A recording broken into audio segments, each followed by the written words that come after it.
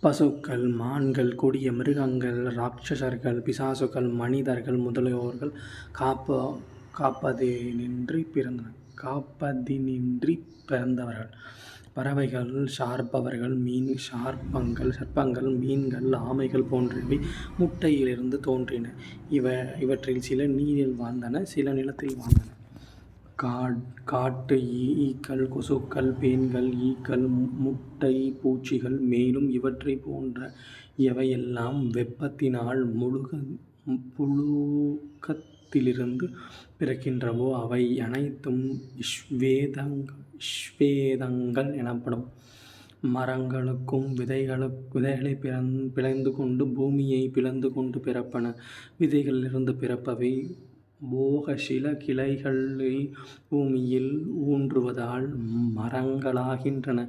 நெல் போன்ற தானியங்கள் இன்னும் சில தாவரங்கள் பயிர் வளர்ந்து பலன் தந்தவுடனே அழிகின்றன.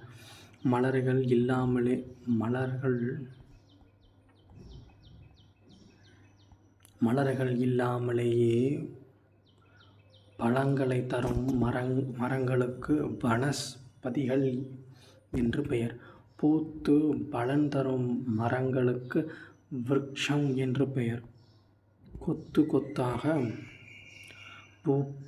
பூப்பவை குச்சம் என்று சொல்லப்படும். புதராக மண்டி வளர்பவை குல்மம் என்று சொல்லப்படும். சில புல்வகைகளும்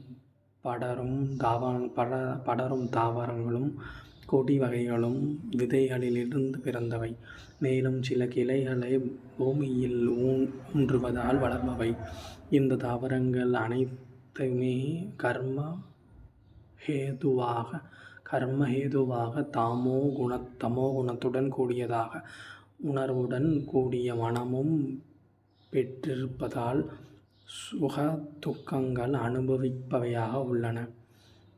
பயங்கரமாகவும் எப்போதும் அழிவுக்கு ஆட்படுத்தவும் உள்ள இந்த பௌத சம்சாரத்தில் பிரம்மா முதல் தாவரங்கள் ஈறாக உள்ள சகல ஜீவ சிருஷ்டிகளும் கூறப்பட்டன. ஜீவ சிருஷ்டியில் மனிதருக்கும் இருப்பதைப் போன்றே விலங்குகளுக்கும் அறிவு உண்டு. அவைகளுக்கு மனமும் உணர்வும் உண்டு. அவ்வாறே தாவரங்களுக்கும் உண்டு. அறிவு, மனம், உணர்வுகள் பெற்றிருப்பதால் தாவரங்களுக்கு சுகமும் துக்கமும் உண்டு. பிரம்மா முதல் தாவரங்கள் ஈறாக உள்ள சகல ஜீவ சிருஷ்டிகளுக்கு மனம் என்று ஒன்று உணர்வுடன் கூடியதாக இருப்பதால் சுகம் துக்கம் இரண்டும் உண்டு. இந்த சுகம் துக்கம் இரண்டிலிருந்து விடுபட்டு நிலையான மோக்ஷம் ஆனந்தத்தைப் பெறக்கூடியவர்கள் மனிதர்களே.